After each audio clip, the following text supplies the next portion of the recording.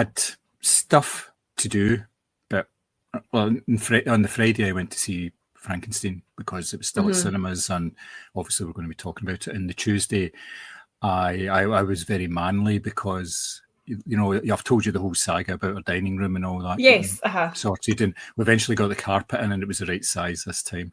But the guy said, "Oh, your carpet's going to be too big. You're going to have to get your door fixed. It's going to have to get planed." So he took the door off and left it off. They don't do planing or anything. They don't do that sort of thing. You just have to get somebody else. So I did that myself on Tuesday. Went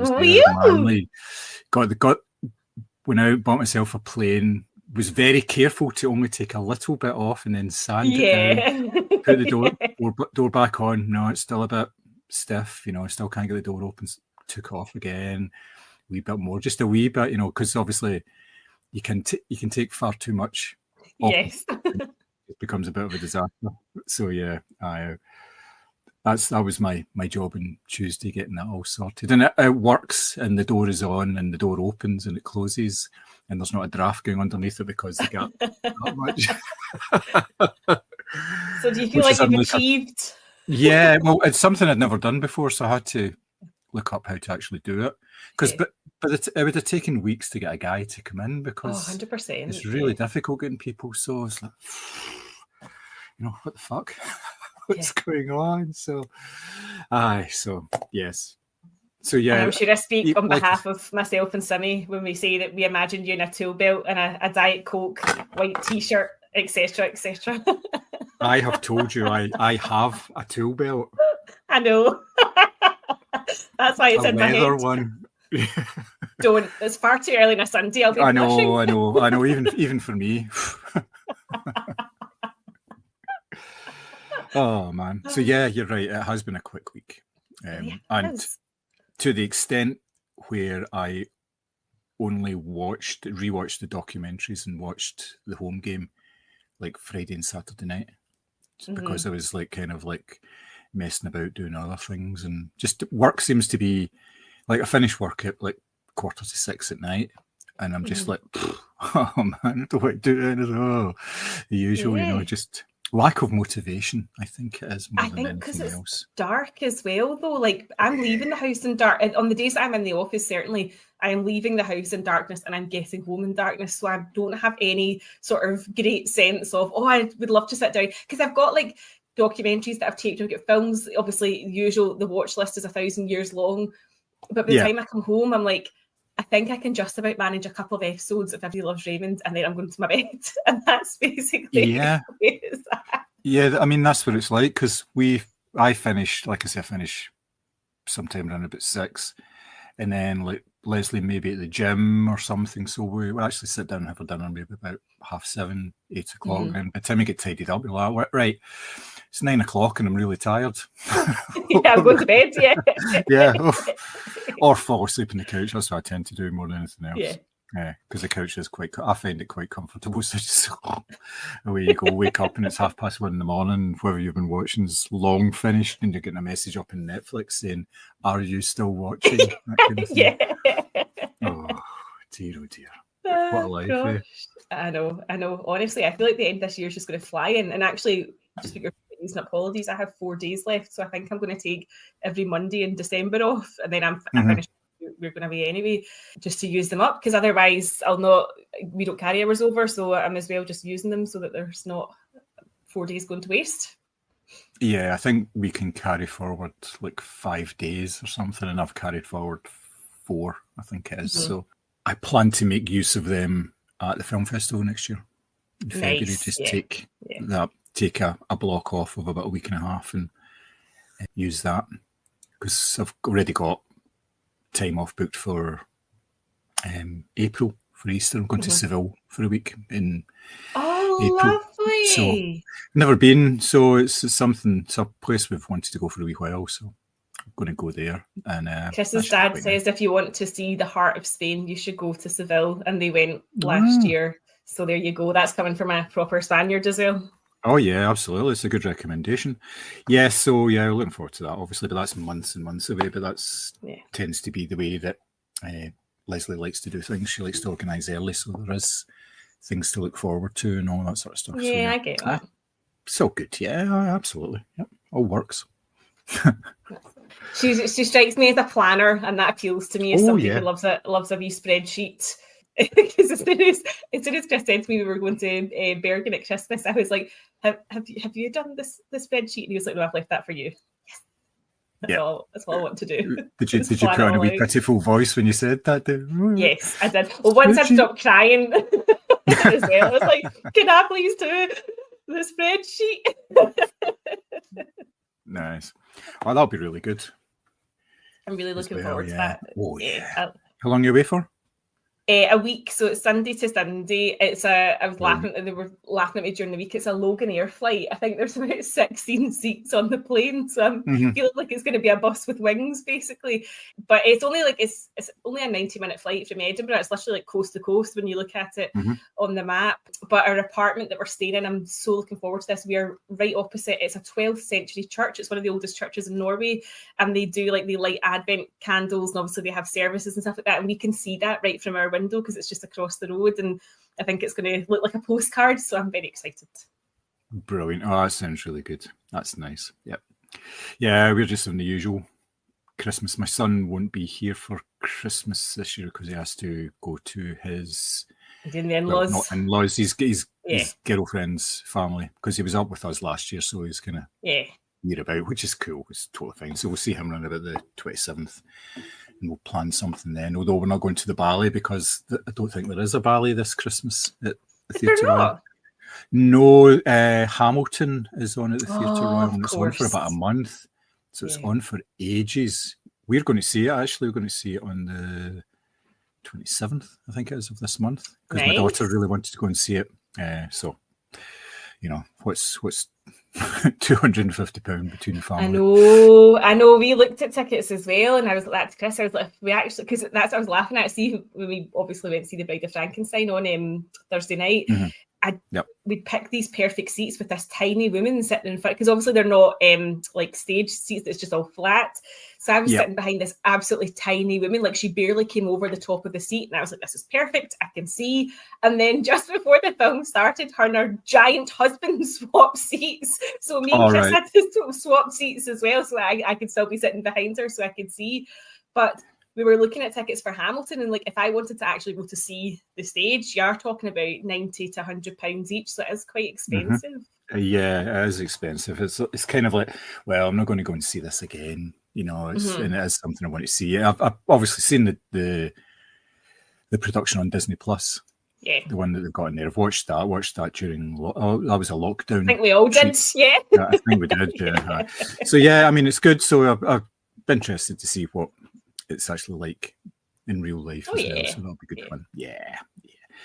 Yeah. But so, did you enjoy Thursday night then? I take it you did. Judging by your posts, I really did. I love that film so much, and I've never seen it in a cinema capacity. It's only ever been watching it at home. Yeah. So that was in itself was a treat, and of course the live orchestra was just incredible. Although I was having a wee chuckle to myself because obviously there's the scenes with the blind guy playing the violin, and I thought I bet you all those violinists are looking at that going, what the hell, that doesn't even look remotely convincing. But it was absolutely stunning. I'm in complete agreement with Leslie, all films should have a live orchestra. It just makes it so much better. It makes it so much better. Yeah, I thought maybe during that violin scene they would have had the principal violinist actually standing up and doing that as well, but obviously it just didn't. I think it was probably because it was more part of the soundtrack, or it would have interfered with what was actually going on the screen. But I was like yourself, we were sitting a couple of rows in front of you, obviously, and I thought,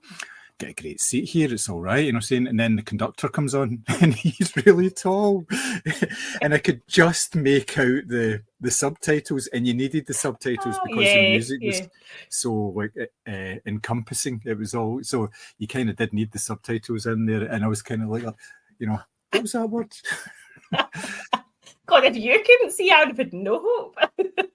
I think it's because we were, there is a slight gradient, but we were at the very bottom where it is flat. And it kind of makes sense because it's built for productions that's really just meant to be orchestras, like musicians and stuff like that. So you're not going to really miss anything But see the wee seats at the side, they're really good as well. I was wondering just that. two seats. Yeah, they are pretty good actually. And I think the best seats in the house are actually up in the balcony as well, because you get the full sound of everything there, and so it's just really, really good. But I think they do maybe 2 or 3 different live productions a year there. So I'd definitely go back. It's always worthwhile looking out for something, because the one that we saw previously, well, there was a Hitchcock one. Well, it wasn't actually a film, but it was just the music from. Oh wow, yeah, that'd be amazing. A couple of the Hitchcock films, and that was really good. And I think they maybe showed wee short bits of film, like there was a wee bit of the shower scene and the driving scene where she's like escaping the city and all that sort of stuff. And there was some other bits and pieces, and that's really good. But we saw the Battleship Potemkin as well. Wow, that would have been amazing. Which was really good, and it was actually projected from an old movie camera as well. There was an old movie camera at the very. You could hear it whirring away, and it was actually it was boxed in to sort of dampen the sound of it and everything. But it was actually properly projected. It wasn't like a digital projection. I think that was a digital projection that we saw. But yes, that was really good. That was obviously I'd only ever seen a DVD copy of Battleship Potemkin, and it's one of these films that every now and again, every couple of decades, they redo the score to the film. So you've had a score by, like, the Pet Shop Boys did a score to it, and there's been various composers like going right back to the very start, and they change it up and all that, and you're thinking, yeah, it's brilliant, it's really, really good. So I think this was like the original score or whatever. So, but I didn't realise that this was the first horror film with a full score. Neither did I. That's quite a bit of trivia to have. That I didn't realise that at all. Because you just kind of assume that I suppose you think other films have had music, but it's maybe just been like little pockets of it here and there. But this obviously from start to finish has like an actual score with it. But no, I didn't realise that at all. I just, as I say, I really, really love old monster movies, and this is one of my favourites. And Chris had never seen it as well, like at all. So I think this was quite a nice introduction to that as well. Oh yeah, better than obviously watching it on the box set. So yeah, I would go and see whatever they did again. I thought that was a fantastic experience, and everyone was like well behaved as well, which you don't get in the cinema these days. Well, you say that, but the two people sitting beside me, they started laughing when the monster came out, and they were laughing hysterically. They couldn't stop laughing, and they just kept going. And then they were like chatting back and forward as well. And I was like, what the fuck, you know? So that was a wee bit annoying. I know. Yeah. And it was like, I get that it might look a bit dated. Do you know what I mean? Like, I understand that, but it's not funny. Like, it's just. Yeah, there was funny elements to it, and people were laughing, you know, the audience, but they were just laughing for, it was like 15 minutes straight. They couldn't stop. There was, you know, they were snorting and all sorts of stuff. It was like sort of hysterical laughter after a while, and I was just like, you know, are you pissed or what? And they weren't. That's the thing, because they stood up at the end and left, you know, and I was like, Jesus, you know, they're just really fucking ignorant people. But again, it didn't spoil it completely for me. I liked the fact that there was bits in there as well that they'd obviously incorporated like the blind man bit into the new film, and there was other wee sort of nods that the new film had made to Bride of Frankenstein as well, because obviously the whole thing was the hunt for the mate. He wanted a companion, he wanted a mate and all that, and that was obviously all the second film as well. So yeah, it was really good. I really liked it. Yeah, there was loads of that in the Guillermo del Toro, and I must admit I sobbed silently during this film because I was being respectful of the live orchestra. But I know that it's a bit cheesy at times, and like obviously like he smokes a cigar and all this nonsense. But there is so many moments in that, like when he shows his hands and like they're all burned, and he's got like that one wee tear coming down. I mean, I just kind of break at that a little bit. I just think it's so sad. And then the realization that his own mate doesn't even want him, like that nobody wants him. Like, I just find that really heartbreaking. So a bit disappointed that people were laughing. But then, having said that, as I said to you at the GFT, when they revealed Jacob Elordi's look, which obviously is I read afterwards, it's based on a certain set of illustrations, which I've incorporated into the review, and it looks really like that. But people were laughing at that, and I was like, it's not funny. It's definitely not meant to be humorous. Like there were some funny lines in that film, like as we've talked about with like Christoph Waltz talking about like pissing off the porcelain and stuff like that.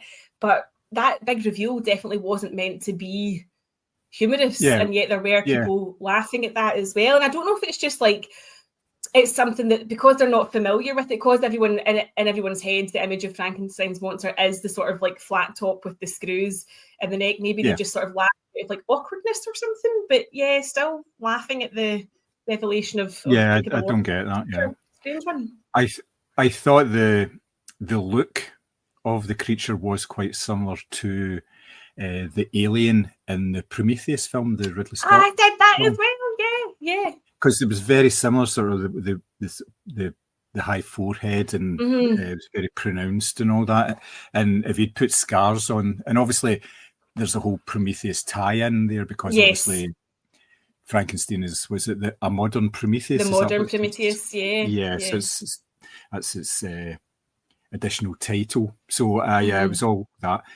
The only thing I didn't get, and I forgot to mention it last week, was why does he drink milk? Why does Victor always drink? He doesn't drink alcohol, he just drinks milk. What the fuck's that all about? Do you know, I don't know if it's because, do you know how there's this theory that all psychopaths on screen drink milk? Because you've got obviously Christoph Waltz in Inglourious Bastards, you've got Javier Bardem in No Country for Old Men, you've got Malcolm McDowell in A Clockwork Orange. There's a whole thing on this about how all these bad characters only ever drink milk, and I didn't know if it was maybe trying to sort of tie into that, like to show you that he is literally a bad man. I don't know.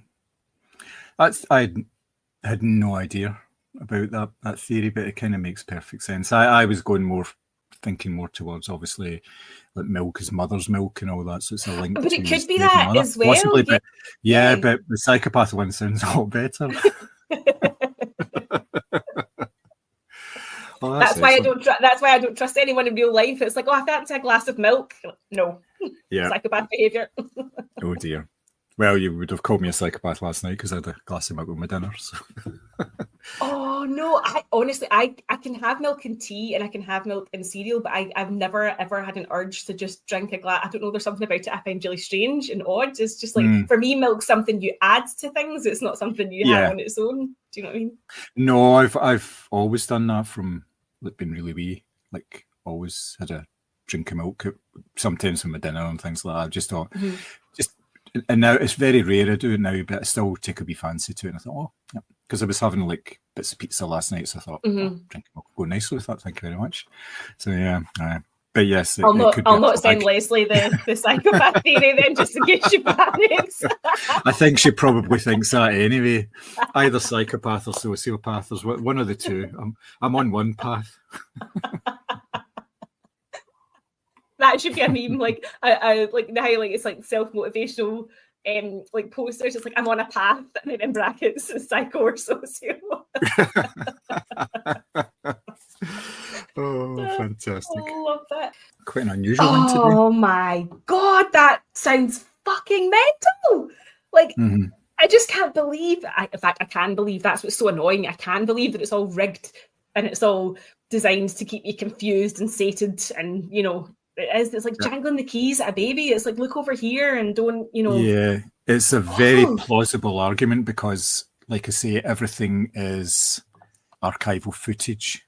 So it takes certain things and puts it in a perspective that you may not initially think about. But it's all based on fact. There's not like really any conjecture or anything. So, and that makes it all the worse because of that. Because he uses sources that are like news reporters and all this sort of thing. So it's actually reasonable people in the way that it's done. It's just like, and it makes you so angry. Yeah, no, it's not that we're all fucked. It's the fact that we've never really had a chance since at least the 1970s, so it's always been like that. And when you start thinking in those sort of terms, you think about like the way things have been used to distract you, like the Falklands War, for instance, tore up Thatcher's government because it wasn't doing well at the time. It was trailing in the polls, so it's the best way to start a war. To start a war, and that was all done at the time. But people ignored it as well. They ignored why they were doing it, and it just suddenly became, Argentina is our mortal enemy. And you're thinking, when was the last time anybody talked about Argentina? I know. That's just, one of those wars, though, at the time, if you were like, point out the Falklands on a map. Yeah. Nobody would have been able to tell you where that was. Nobody. Because we didn't even realise it was a bloody territory worth fighting over until she started all that nonsense. But as I've said, it's complete distraction. It's don't look over here while we're doing all of this bad stuff. Look over here. We'll give you an enemy to focus on. And right now, as I said, that's trans people or immigrants in small boats. Yes, yeah. There's the whole thing, like you're saying, it's not focusing on the fact that people are struggling to put food in plates and heat their houses. It's got to do with these bad brown people that are coming over here and getting all their jobs. And you're thinking, no, they're not. Yes. Yeah. Oh, I'm excited to watch that. We didn't quite make it to watching Ichi the Killer last night because Chris had a very bad hangover. And we watched Quali for the race, and he was like, "Oh, I can't do this anymore. I'm going to bed," because I think there was too much round and round footage, and his head was just swimming. So he just took himself off to bed. So good stuff. Brilliant.